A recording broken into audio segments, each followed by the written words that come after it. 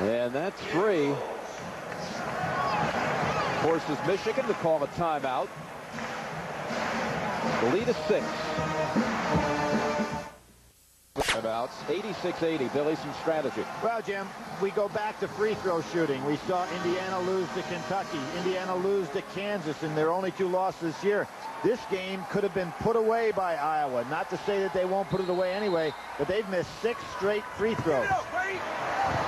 And Rose steals it. Oh, he had a foot on the line. Almost. Yeah. Tough place to inbound from. Yep, it really is. Unless you're playing soccer. Not a bad time to set a solid screen and go long. Smith gets away from the pack. And he wants to keep the ball moving. Don't get fouled. Jim Bartles will go to the line. But nobody came to Bartles to help him, so he didn't want to throw it away. But only 10 seconds remaining. Michigan without any timeout. Right, they cannot stop the clock. And Weber is fouled out. Weber and Howard both foul out of this game. Now, let's look at the AP top 10. Kansas lost earlier in the week. Indiana will be the new number 1. Kentucky will slide up to 2. Right. Carolina, of course, having lost yesterday by 26 to your Demon Deacons. Cincinnati, Jim. Cincinnati. UNLV won last night at Utah State. Seton Hall will drop out of the top 10. Iowa will move in. J.R. Ryder, another big game.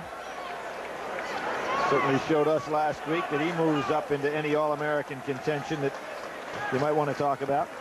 Iowa, with the 2 free throw attempts coming up, will have shot 30 more from the line than Michigan. Michigan 6 out of 12. Iowa currently 28 of 40. See what Jalen Rose screamed out to the referee. How many is he shooting? How many is he shooting? As if like he really wanted to know. What he was trying to do was disconcert Bartles and have him lose some concentration. A little playground move there. That Bartles is a good shooter. Help. Don't foul now if you're... They won't even... They won't even foul him now.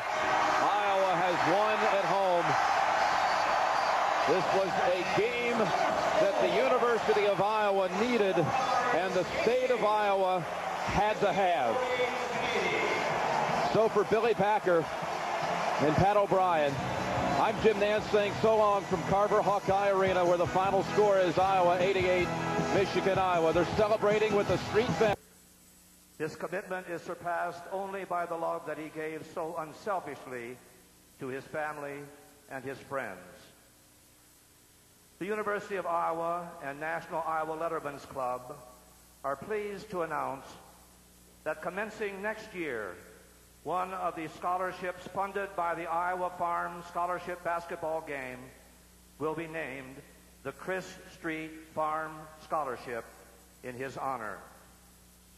The Iowa Athletic Department is honored to announce the official retirement of Chris's Iowa basketball jersey and the number 40 in an everlasting tribute to one of the greatest Hawkeyes of all time, Christopher Michael Street.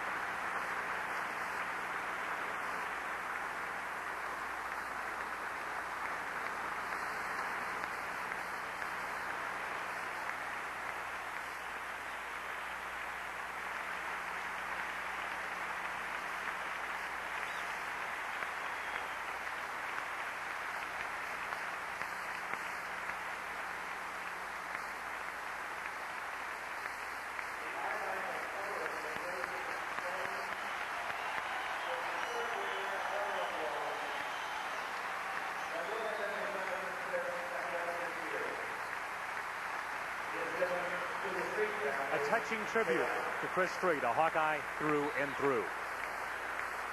Iowa and Indiana, a battle of top 10 teams coming up momentarily at Carver Hawkeye Arena. We'll be back with a further look at the game right after this.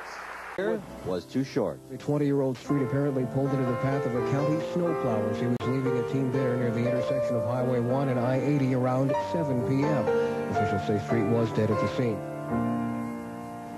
You know, he always just did something that would try to help you or help the team, and he always cared about everybody.